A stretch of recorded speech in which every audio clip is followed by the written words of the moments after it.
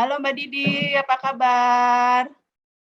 Halo Bu Reni, kabar Iya, baik Bu, terima alhamdulillah ya. kasih. Iya, alhamdulillah ya. Akhirnya kita bisa ketemu. Kemarin sudah telepon-teleponan. Mohon maaf nih baru bisa uh, join sekarang. Iya, terima kasih loh Bu, terima Iya, kasih Mbak untuk Didi apa doanya. kabarnya? Kabarnya baik Bu. Ya, Mbak Iya Didi, betul. apa namanya? Sebelumnya saya akan memperkenalkan diri lagi ya. Saya Reni, saya konselor dari Klinik Psikologi Tama. Um, Kali ini pagi ini kita akan melakukan proses konseling. Nanti Mbak Didi juga jangan khawatir, kita akan melakukan proses konseling gitu. Mbak Didi bisa menceritakan senyamannya, seenaknya, seleluasanya. Dan nggak usah khawatir karena sudah terjamin, insya Allah terjamin kerahasiaannya. Begitu Mbak Didi. Monggo Mbak Didi kalau ada yang ingin diceritakan, kenapa sih kok Mbak Didi pingin konseling dengan saya? Baik Bu Reni, begini loh Bu, saat ini kan saya sedang kuliah semester 5 di Fakultas Psikologi Universitas Muhammadiyah. Motivasi awal kuliah saya adalah untuk mendukung pekerjaan saya waktu itu sebagai guru dan terapis di sekolah Montessori di Yogyakarta. Tapi saat ini saya seperti kehilangan motivasi, Bu, untuk melanjutkan kuliah saya. Iya, iya. Bisa diceritain nggak kenapa kok Mbak Didi bisa begitu atau sejak kapan Mbak Didi merasa hilang motivasinya? Iya, saya merasa kehilangan motivasi itu sejak awal pandemi, Bu. Jadi kan sejak awal pandemi itu saya berhenti bekerja, kemudian anak-anak saya juga saya homeschool-kan, jadi keluar dari sekolah. Terus kemudian saat-saat ini juga suami saya akan berhenti bekerja. Jadi saya rasa saat kuliah itu sekarang bukan prioritas lagi, bukan waktunya saya untuk kuliah, tapi saat ini adalah saat saya untuk harusnya lebih memprioritaskan kepada anak-anak atau membantu suami dalam menjaga kestabilan keuangan kami. Jadi saya seperti dilema gitu loh. Saya pengen kuliah, tapi kayaknya udah nggak ada motivasi lagi. Terus mana saat ini kalau kuliah tuh kuliahnya rasanya berat banget Bu, tugasnya Ya, banyak banget. iya, iya, iya. Jadi bebannya Jadi terlalu stres berlebih gitu loh ya, Bu. Bu. Iya, heeh. Jadi Mbak Didi itu Iya, bebannya terlalu berlebih gitu ya, Mbak ya. ya rasanya seperti itu sih Bu. Iya, iya. Mau Ya, Mbak berhenti Didi, juga sayang. apa yang sudah dilakukan Mbak Didi waktu Mbak Didi mengalami dilema ini? Apa Ya yang sudah Mbak Didi lakukan? sampai saat ini ya sudah kira-kira kan hal ini sudah berlangsung sekitar 2 semester ya, Bu. Ya sampai saat ini ya terus bertahan sih, cuma ya setiap hari masih berpikir maju mundur, lanjut, mundur, lanjut, mundur, seperti itu sih, Bu.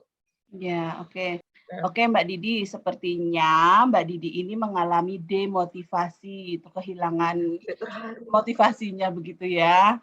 Jadi mungkin karena bebannya Mbak Didi berlebih, kemudian dipicu juga kejadian kayak seperti suami juga uh, tidak bekerja lagi, kemudian anak-anak juga homeschooling di rumah, dan Mbak Didi juga sepertinya ikut bertanggung jawab untuk mempertahankan periuk rumah tangga.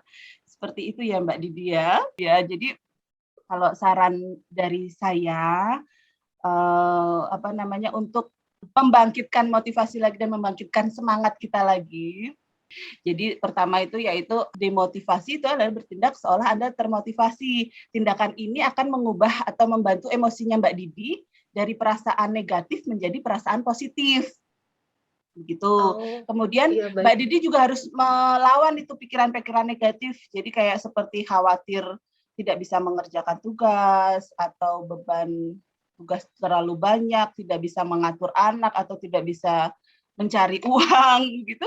Hilangkan perasaan-perasaan itu. Jalani saja, nikmati saja. Oke. Terus kalau bisa di kampus juga bergaul dengan orang-orang yang pintar.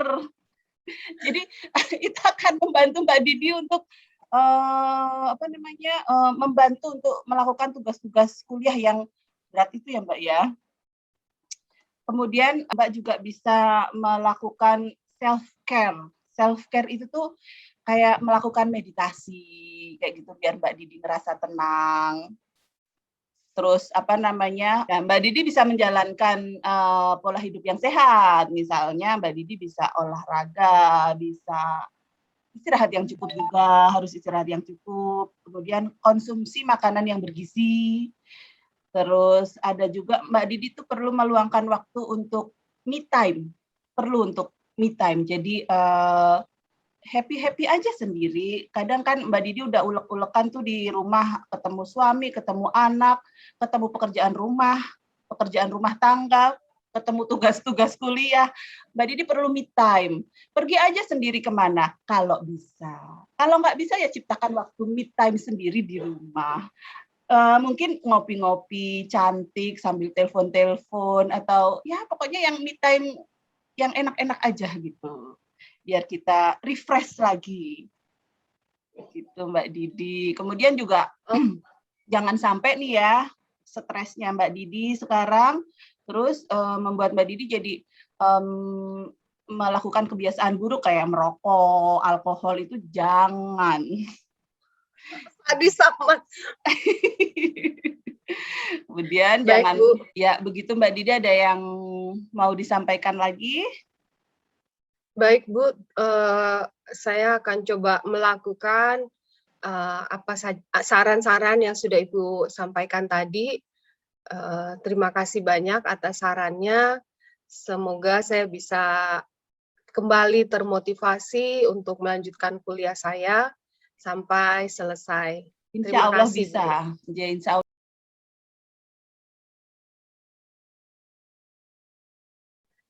Halo, selamat siang Ibu. Senang bisa bertemu dengan Ibu Reni. Walaupun pertemuan kita kali ini harus dilakukan melalui Zoom, tetapi Ibu Reni tidak perlu khawatir karena semua pembicaraan kita saat ini semuanya terjamin kerahasiaannya. Oke, baik Bu, kita bisa mulai sekarang. Kalau boleh tahu apa yang membuat Ibu sampai menghubungi saya saat ini? Iya. Monggo Ibu silakan. Iya. Jadi saya itu kok ngerasa tidak bisa mengendalikan nafsu makan saya gitu loh Bu. Jadi badan saya itu makin membesar. Padahal kelihatannya saya happy-happy aja gitu loh Bu. Tapi kok saya kok kayak tidak bisa mengendalikan nafsu makan saya. Jadi saya kadang udah makan gitu ya Bu ya. Terus nanti saya makan lagi. Tapi terus habis itu kadang nyesel. Tapi saya nggak sampai terus muntahin gitu, enggak loh Bu. Saya nikmatin aja, udah makan aja. Terus habis itu tuh happy gitu loh Bu perasaannya. Oh gitu. Iya. Iya sih Bu, kelihatannya Ibu juga seperti tidak ada masalah, Ibu happy-happy saja. Iya. Orang tuh melihat saya sepertinya saya tuh baik-baik aja, saya happy-happy saja. Padahal kan nggak tahu ya orang lain, nggak tahu hati saya gimana gitu loh Bu. Oh oke, baik. Kalau boleh tahu Bu, sejak kapan kira-kira perilaku makan seperti ini muncul? Sejak pandemi, sebelum pandemi. Iya sih, kayaknya sebelum pandemi deh Bu, deket-deket pandemi itulah. Jadi kan saya kan aktif di PKK juga, terus saya aktif di kegiatan kampung juga. Kebetulan suami saya Pak RW, kemudian saya juga jadi Ibu RW, jadi lumayan ribet gitu loh. Terus juga saya kan ngambil kuliah lagi di Universitas Mercu Buana, ambil jurusan psikologi sih Bu sebenarnya. Cuma kan belum tentu orang yang kuliah di psikologi itu tidak punya stres, ya kan Bu? Betul Bu, betul. Jadi,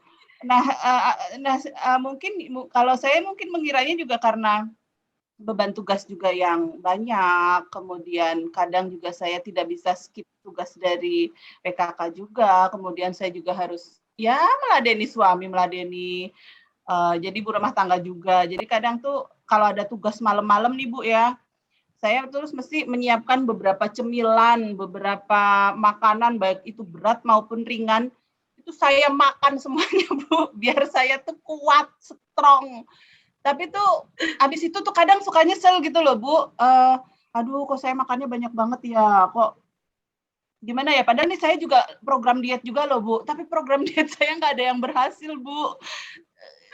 Terulang terus makanya aduh gimana ya Bu Baik, ya, saya baik, tuh baik. pingin banget, punya badan tuh langsing biar enak dilihat, biar suami tuh makin cinta gitu loh Bu. Jadi rasanya Baik, tuh baik, kok Ibu. gimana gitu loh Bu. Iya, kalau lihat dari cerita Ibu, sepertinya Ibu kegiatannya padat sekali ya. Iya. Sebagai ibu rumah tangga, sebagai anggota masyarakat, Ibu terlibat begitu banyak kegiatan-kegiatan sosial. Iya. Ibu juga seorang ibu, terus mempunyai 2 atau 3 anak, Bu? Saya punya 3 anak. Oh ya, 3 anak, ya. Terus juga kuliah lagi. Iya. Wah, benar-benar padat ya.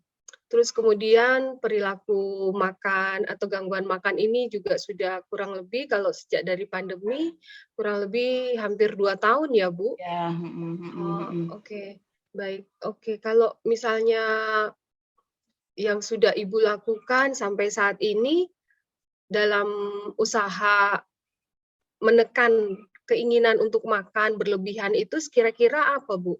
Ya kadang sih bisa nahan gitu ya Bu ya, suka tahan nggak kadang saya melewatkan sarapan pagi juga, terus kalau dulu sih masih sempet olahraga, sekarang itu udah nggak sempet olahraga tuh Bu, jadi ya badan tambah melar gitu. Oh, baik, baik.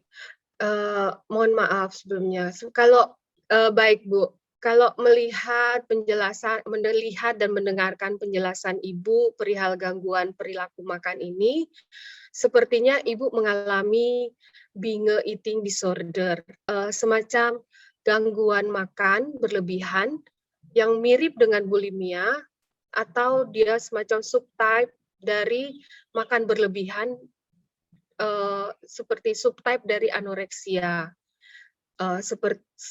Sebenarnya cognitive behavior therapy dan penerapan pola makan yang sehat itu merupakan salah satu terapi yang paling efektif. Tetapi saya akan memberikan beberapa tips atau langkah-langkah yang bisa Ibu lakukan sendiri, seperti Ibu berusaha untuk melatih menahan nafsu makan yang berlebih ini. Terus kemudian Ibu bisa mencari teman yang Ibu percaya, yang bisa mendukung Ibu dalam usaha untuk mengendalikan nafsu makan Ibu. Untuk kemudian yang ketiga yang bisa Ibu lakukan adalah, berusaha memilih makanan-makanan yang sehat. Karena seperti yang Ibu ceritakan tadi, Ibu lebih banyak mengkonsumsi snack, makanan-makanan ringan, junk food semacamnya. Kemudian, ya benar seperti Ibu sampaikan tadi bahwa Ibu, sudah tahu bahwa Ibu harus berolahraga. Nah, sebaiknya Ibu melakukan itu, melakukan kegiatan olahraga yang teratur, Ya. karena dengan kegiatan olahraga yang teratur ini dapat meningkatkan penurunan berat badan, meningkatkan juga image tubuh yang memperbaik dan bisa meningkatkan mood Ibu, menurunkan kecemasan yang mungkin saja dialami atau yang mungkin saja muncul. Jadi terus kemudian yang terakhir adalah, Ibu coba melakukan pola tidur yang sehat. Jadi sebaiknya Ibu tidur 7 sampai 8 jam sehari. Ya. Kira-kira, itu beberapa tips dari saya yang bisa saya sampaikan saat ini, tapi untuk selanjutnya, kita masih bisa bertemu atau Ibu masih bisa hubungi saya kapan saja Ibu, eee, inginkan. Demikian, Bu. Iya, terima kasih Bu Didi atas saran-sarannya. Insya Allah saya akan menjalankan tips-tips Bu Didi tadi dengan lebih semangat lagi. Ya, terima kasih Bu Baik. Didi. Ya. Baik, Ya, semoga betul, Bu. harinya menyenangkan ya. Ya, amin. Makasih Bu Didi.